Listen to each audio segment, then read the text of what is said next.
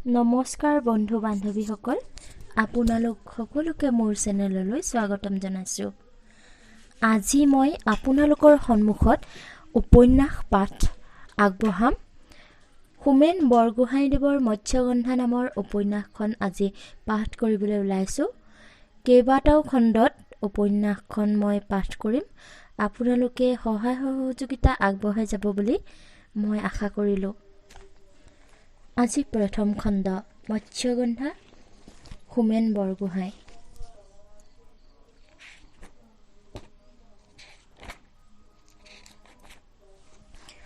মানুহ দুজনে নৈখন পাৰ হৈ অলপ দূৰ গৈ ৰাস্তাৰ বাটত ভৰি দিয়াৰ লগে লগে গাঁৱৰ স্বয়ম্ভু প্ৰহৰী ভতুৱা কুকুৰ কেইটামানে ভোক ভোক কৰি হুলস্থুল লগাবলৈ ধৰিলে। ঘৰৰ ভিতৰত জুই পুৱাই থকা মানুহবোৰে নিজকে নিজে ক'লে, নিশ্চয় দক্ষিণ পাৰৰ মানুহ, ক'ৰবাত মিতিৰ খাবলৈ আহিছে। কুকুৰৰ খেদা খেদি আৰু ভোক ভোকনিলৈ কেৰেপ নকৰি মানুহ দুজনৰ এজনে মাত লগালে, যাহ যাহ, ভতুৱা কুকুৰৰ ভোক ভোকনিয়ে হাৰ। অ' শালপতি, এইখনো কেনেকুৱা গাঁও হে, সাজ ভগাই নাই, অথচ বাটত ক'তো নৰম মনিচ এটা দেখিবলৈ নাই। জাৰৰ দিন হ'ল বুলিনো সাজ নৌ ভাঙোতেই ল'ৰা বুঢ়া গোটেইবোৰে ঘৰৰ ভিতৰত সোমাই দুৱাৰ দাং দিব লাগেনে? দ্বিতীয় মানুহজনে আন্ধাৰত মনিব নোৱাৰি কেঁচা গোবৰ এচপৰাতে ভৰি দিলে। পিছল খাই তেওঁ পৰিবই খুজিছিল। হঠাৎ গোটেই গাঁওখনৰ ওপৰতে তেওঁৰ খং উঠি গ'ল। উত্তৰ পাৰৰ এই গাঁওবোৰ আমাৰ দক্ষিণ পাৰৰ নিচিনা নহয় শালপতি। ভৰিৰ গোবৰখিনি বাটৰ কাষৰ নিয়ৰত জুৰুলি জুপুৰি হৈ থকা বনৰীয়া কচু এডৰাত মচি মচি তেওঁ ক'লে, মানুহবোৰ এতিয়াও বৰ লেতেৰা আৰু অসভ্য হৈ আছে, আৰু বৰ সৰু পাওঁ, দেখিলেই নহয়, সাজ ভগাই নাই, অথচ বাটত ক'তো জনপানী দেখিবলৈ নাই। বেলি পৰিল কি নপৰিল, ল'ৰা বুঢ়া মতা মাইকী গোটেইবোৰে গৈ লমা বান্ধে। শালপতি খন্তেক ৰ'ব, চাধা চোৰত এটা পকাই লওঁ, জাৰত উট দুখন থেতুৱাই ধৰিছে।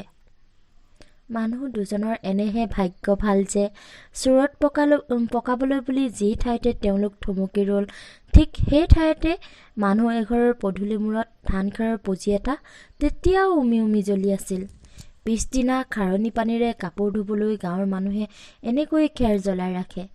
চোৰত পকাবলৈ প্ৰস্তাৱ দিয়া মানুহজনে ভৰিত জুইৰ পাই ফূৰ্তিতে পাই চিঞৰি উঠিল, আও কি ভাগ্য শালপতি, জুইকুৰা নুমাই শেষ নহয় মানে ইয়াতে বহি চোৰতটো হুপি লওঁ আহক, ধান খেৰৰ জুই নুমাবলৈনো কেতপৰ। লগৰীয়াজনৰ সন্মতিলৈ বাট নাচাই তেওঁ বহি পৰিলেই অজ্ঞতা আনজনো বহিব লগা হ'ল। চোৰত হুপি হুপি আন্ধাৰতে চাৰিওফালে চকু ফুৰাই এজনে ক'লে, শালপতি, এই আন্ধাৰত একো ততকে ধৰিব পৰা নাই, আমি বাৰু মহগুলি গাঁওখন পাৰ হ'লো নে নাই, এইখননো কি গাঁও? ইজনে উত্তৰ দিলে, ভাল মানুহটোকে সুধিছে শালপতি, মই যে উত্তৰ পাৰলৈ এই প্ৰথম আহিছোঁ সেই কথা আপুনি পাহৰিয়ে গ'ল নেকি? উঠক উঠক, যলৈ আহিছোঁ তাত গৈ পাওঁ মানে মানুহে কিজানি খাই বৈ শুই নিপালি দিব, তেতিয়া আমি দুয়ো গামোচা পেটত বান্ধি গোটেই ৰাতি বিচনাত ছাতি পুতি কৰি থাকিব লাগিব। দুয়ো বহাৰ পৰা উঠি যাবলৈ ধৰিলে। মাঘ মাহৰ কৃষ্ণপক্ষৰ ৰাতি বাটৰ দুয়োকাষে বাঁহ, কল, তামোল, কেচেৰু আদি নানাবিধৰ গছ। গছবোৰৰ ছাই ৰাতিৰ আন্ধাৰ আৰু বেছি গভীৰ কৰি তুলিছে। কুঁৱলীয়ে হেতা পেলোৱা তৰাৰ পোহৰত কোনোমতে বাটটো চিনি মানুহজনে খপি খপি আগবাঢ়িবলৈ ধৰিলে। আচলতে তেওঁলোকৰ ইমান বেছি ৰাতি হোৱাৰ কথা নাছিল। ব্ৰহ্মপুত্ৰত প্ৰথম নাওখন পাৰ ধৰিব পৰা হ'লে আকাশত বেলি থাকোঁতেই তেওঁলোক নিজৰ গন্তব্যস্থান পালেগৈহেঁতেন। কিন্তু দিচাংমুখৰ বাছখনৰ বাটতে চকা ফুটাত এঘণ্টামান সময় নষ্ট হ'ল। দ্বিতীয় ক্ষেপত পাৰ হ'বলৈ তেওঁলোকে সম্পূৰ্ণ এটা বেলা দিচাংমুখৰ ঘাটতে হামিয়াই হিকটিয়াই বহি থাকিব লগা হ'ল। দুয়ো কিছু সময় নীৰৱে খোজকাঢ়িবলৈ ধৰিলে। হঠাৎ এবাৰ বাটৰ নিচেই কাষৰ মানুহ এঘৰত ৰান্ধনীয়ে চৰুৰ পকা তেলত মাছ পেলোৱাৰ চেৰেংকৈ শব্দ এটা শুনা গ'ল আৰু পিছ মুহূৰ্ততে ভজা মাছৰ গোন্ধ বাটৰুৱা দুজনৰ নাকত লাগিলহি। মুহূৰ্ততে দুইজনৰে পেট ভোকত পাক খাই উঠিল আৰু মুখো ভোকৰ পানীৰে ভৰি পৰিল। হেপঢুকি এজনে মাত লগালে, অ' শালপতি, কেতিয়া পামগৈ আপোনাৰ নতুন মিতিৰৰ ঘৰ? ভোকত পেটৰ কেঁচু কুমটি আটাইবোৰ মৰিল যেনে পাইছোঁ। উত্তৰত কিবা এষাৰ ক'বলৈ দ্বিতীয়জনে মুখ মেলিছিলহে মাত্ৰ হঠাতে তেওঁৰ মেলা মুখখন আপোনা আপুনি জাপ খাই গ'ল। তেওঁ যেন নাকেৰে কিবা এটা শুঙি চাবলৈ চেষ্টা কৰিছে, এনে এটা শব্দ তেওঁৰ নাকৰ পৰা বাহিৰ হ'ল। কেইমুহূৰ্তমানৰ পিছত তেওঁ খক কৰে থু পেলাই উলাহ ঢালি প্ৰায় চিঞৰি উঠিল, পালোহি পালোহি শালপতি, আৰু বেছি বাট নাই, খুব বেছি এমাইল। আনজনে অতি আচৰিত হৈ সুধিলে, আপুনি কেতিয়াৰ পৰা নাকেৰে শুঙি বাটৰ দূৰত্বৰ উমান পোৱা হ'ল? ইজনে দ্বিতীয়বাৰ জোৰেৰে থু পেলাই ক'লে, ডুম গাঁওখন পালোহি বুজিছে। ডুম গাঁৱৰ পৰা আমি যাব লগা লাহন গাঁৱলৈ আৰু মাত্ৰ এমাইলৰ বাট। কিন্তু এই ঘিটমিটীয়া আন্ধাৰত আপুনি এইখন ডুম গাঁও বুলি কেনেকৈ চিনি পালে? আনজনে প্ৰশ্ন কৰিলে। আপুনি কয় কি শালপতি? গোন্ধতে ডুম গাঁও বুলি চিনিব পাৰি। পোৰা মাছৰ গোন্ধৰে বতাহ কেনেকৈ গধুৰ হৈ আছে আপুনি দেখা নাই? আজি বোধ হয় কোনোবা বিলত গোটেই গাঁওখনে মাছ ধৰিব গৈছিল। উত্তৰ পাৰৰ এই অঞ্চলত নৈ বিলৰ সীমা সংখ্যা নাই। নৈ বিলত মাছো অপৰ্যাপ্ত। আমাৰ ভিনীহঁতৰ ঘৰতে দেখিছোঁ নহয়। যিদিনা গাঁৱৰ মানুহে জাকৰুৱাভাৱে কোনোবা বিলত মাছ মাৰিবলৈ যায়, সেইদিনা প্ৰত্যেক মানুহে কমেও 600 একুৰি আৰি গাগল, শ'ল, বৰালি মাছ লৈ ঘৰলৈ ঘূৰে। আমাৰ আহোম কছাৰী মানুহবোৰৰ এইটোৱে যেনিবা বৰ সুবিধা। কেঁচাই খাব পৰা মাছখিনি কেঁচাই খায়, বাকীখিনি ছমাহ এবছৰলৈ খাবৰ জোখাৰে শুকুৱাই থয়। বাকী হিন্দুসকলৰহে মহা বিপদ। খাব নোৱাৰা মাছখিনি সাৰ হ'বলৈ পাণ তামোলৰ গুৰিত পুতি থোৱাৰ বাহিৰে তেওঁলোকৰ উপায় নাই অৱশ্যে। আজি ডুমবোৰে বোধ হয় ভাৰে ভাৰে মাছ পাইছে। সেইকাৰণে পোৰা মাছৰ গোন্ধত গোটেই গাঁওখন মলমলাই আছে। আপুনি ইমান পৰে কাঢ়ি গাঁও আৰু মহগুলি গাঁৱৰ মাজেদি পাৰ হৈ আহিল। তেতিয়া জানো তেনেকুৱা পোৰা মাছৰ গোন্ধ পাইছিল? এইবোৰ গাঁৱততো মানুহে পোৰা মাছ খায়, নাখায় বুলি নকওঁ, কিন্তু সেইবোৰ গাঁৱত আমি পোৰাৰ লগতে ভজাৰ গোন্ধ পাব। টেঙা, টুকুচা, মাহ, দাইল, হালধি, মছলা এইবোৰৰ গোন্ধও পাব। কিন্তু ডুমৰ গাঁৱত আপুনি সেইবোৰ একো নাপায়। পাব কেৱল কেঁচা মাছৰ গোন্ধ আৰু পোৰা মাছৰ গোন্ধ। তেলৰ ব্যৱহাৰ সিহঁতে সমূলি নেজানেই বোধ হয়।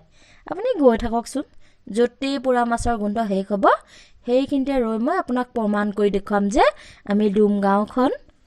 মানুহজনে আৰু বাক্যটো শেষ কৰিব নাপালে। বাটৰ কাষৰ সূচীবদ্ধ অন্ধাৰৰ মাজৰ পৰা ভগা কাঁহৰ শব্দৰ নিচিনা এটা বিকট চিৎকাৰ দুইজনৰ মানুহকে উচপ খুৱাই দিলে যে খন্তেকৰ কাৰণে দুয়োৰে উশাহ বন্ধ হৈ গ'ল। অশৰীৰী যেন লগা এই মাতটোৱে চিঞৰি চিঞৰি ক'বলৈ ধৰিলে, ঐ খেকাৰ খোৱা, ঐ মুখত পোক লগা, ঐ মাইকীৰ মেখেলা তলীয়া, কাক ডুম ডুম বুলিছ? ফটা মেখেলাৰে কোবাই নাক মুখ একাকাৰ কৰি দিম। বুঢ়ীমাৰক চিনি পোৱা নাই? হেৰ শুনেশ্বৰ, হেৰ কলিমন, ঘৈণীয়েৰে হাতৰ মেখেলা তলত সোমাই ফুচফুচাই টোপনি মাৰি থাকোঁতেই কোন কুকুৰৰ যাতে তহঁতক ঘৰতে ডুম বুলি চিঞৰি পৰিছে শুনা নাই? মতা ল'ৰা হয় যদি যাচোন যা, উঠি গৈ সেই খেকাৰ খোৱা নেওচা যোৱা কেইটাক মোৰ চৰলৈ ধৰি আন, সিহঁতৰ মুখত ভালকৈ মেখেলাৰ কোব কেইটামান মাৰোঁ। ভয়তেই বাটৰুৱা দুজনৰ মাত সৰিল। অচিন অজানা ঠাই, সঁচাকৈ যদি গাঁৱৰ ডেকা এজাকে তেওঁলোকক আগচি ধৰি 2-4টা লপাথপা মাৰে, তেনে নীৰৱে এই অপমান সহ্য কৰাৰ বাহিৰে তেওঁলোকৰ আন কি কৰিব পাৰে? অজাতিৰ হাতত কিল খাই গাঁৱলৈ ঘূৰি গৈ পৰাচিত নহ'লেও আকৌ এটা ডাঙৰ পাপ লাগিব। মুঠতে এইবোৰ বহুত লেঠাও। মুখখন বন্ধ কৰি দুয়ো যিমান পাৰে কোবাকবিকৈ নিজৰ বাটত আগবাঢ়িবলৈ ধৰিলে। কোনোমতে গাঁওখন পাৰ হৈ যাব পাৰিলেই ৰক্ষা। টোপনি যাব নোৱাৰি মেনকাই তাইৰ ধানখেৰৰ বিচনাখনত চটফটাই আছিল। ৰাতি তাই ভাত খাবলৈ পোৱা নাই। দুপৰীয়াৰ সাজৰ যি অলপ কৰকৰা ভাত আছিল, তাৰে গিৰিয়েক আৰু পুতেক দুটাকে পেট ভৰাই খাবলৈ নাতিলে। কিন্তু খাবলৈ নোপোৱাটোৱেই তাইৰ টোপনি নহাৰ প্ৰধান কাৰণ নহয়। কেৱল এসাঁজ কিয়, দুসাঁজ তিনিসাঁজ লঘোণে থাকিও তাই নাক বজাই আৰামত টোপনি যাব পাৰে, অভ্যাস হৈ গৈছে। কিন্তু আজি টোপনি যাব নোৱাৰাৰ কাৰণ হ'ল নানা প্ৰকাৰে চেষ্টা কৰিও তাই আজি গধূলিৰ দৰৱকণ অৰ্থাৎ কানিৰ টিকিৰাটো যোগাৰ কৰিব নোৱাৰিলে। যিদিনা গধূলি তাই কানি খাবলৈ নাপায় সেইদিনা গোটেই ৰাতি তাইৰ টোপনি নাহে, আৰু পৰাপক্ষত সেইদিনা তাই ওচৰ চুবুৰীয়াকো কাকো শুবলৈ নিদিয়ে। কৰিবলৈ একো কাম নথকাত সাজ লগাৰ লগে লগেই মেনকা বিচনাত পৰিছিল। তাইৰ মূৰ্তি দেখিয়ে গিৰিয়েক পূৰ্ণই বুজি পাইছিল যে কথা আজি বিষম। সেইকাৰণে ফুট গধূলিতে নিমখ জলকীয়াৰে কৰকৰা ভাত এমুঠি খাই সি নামঘৰলৈ বুলি ওলাই গৈছিল। গাঁৱৰ বুঢ়া কেইজনমানে গধূলি নামঘৰত নাম প্ৰসংগ কৰে। কৰিবলৈ একো নাথাকিলে বা মেনকাৰ জক উঠা দেখিলে পূৰ্ণয়ো নামঘৰতে গৈ বহি থাকেগৈ। মেনকাই বিচনাত পৰি আশা কৰি আছিল যে ভাত খাই উঠি পূৰ্ণও শুবলৈ আহিব, আৰু তাই তেতিয়া যিকোনো অজুহাতত কাজিয়া এখন তৰি লৈ পূৰ্ণক গালি সপনি পাৰিয়েই কানি খাবলৈ নোপোৱা জালটো মাৰিব। গালি পাৰিবলৈ পালে মেনকাক আৰু আন একো নালাগে। ঘণ্টাৰ পিছত ঘণ্টা ধৰি গালি পাৰিয়ে তাই অনেক সময় সংসাৰৰ জ্বালা যন্ত্ৰণা পাহৰি থাকে। আজিও ঠিক তাকে কৰিবলৈ তাই মনে মনে সাজু হৈছিল, কিন্তু পূৰ্ণই তাইক সেই সুযোগ নিদিলে। ফেটি সাপৰ দৰে ফুচফুচাই আৰু ঘনেপতি বাগৰ সলাই তাই পূৰ্ণ ঘূৰি অহালৈ বাট চাব ধৰিলে। ঠিক তেনেতে তাইৰ কাণত আহি পৰিল বাতৰুৱা দুজনৰ কথা বতৰা। মই আপোনাক প্ৰমাণ কৰি দেখুৱাম যে আমি ডুম গাঁওখন। ডুম ডুম ডুম শব্দটো কাণত পৰিলেই মেনকা একেবাৰে পাগলী হৈ উঠে। এই শব্দটোৰ লগত জড়িত হৈ আছে তাইৰ জীৱনৰ সহস্ৰ দুখ আৰু অপমানৰ বুকু ভঙা কাহিনী। ডুম শব্দটোৰ লগত তাইৰ যিদিনা প্ৰথম চিনাকি হৈছিল তেতিয়া তাইৰ বয়স বোধহয় ৫-৬ বছৰ মানহে হ'ব। এদিন তাইৰ মাক যাব লগা হৈছিল মহগুলি গাঁৱৰ এঘৰলৈ, ভৱিষ্যতে মাছ দিয়াৰ বন্দবস্তত অলপ ধান খুজিবৰ কাৰণে। লগত মেনকাকো লৈ গৈছিল, কাৰণ সেইদিনা তাইক ঘৰত ৰখিবলৈ দ্বিতীয় কোনো মানুহ নাছিল।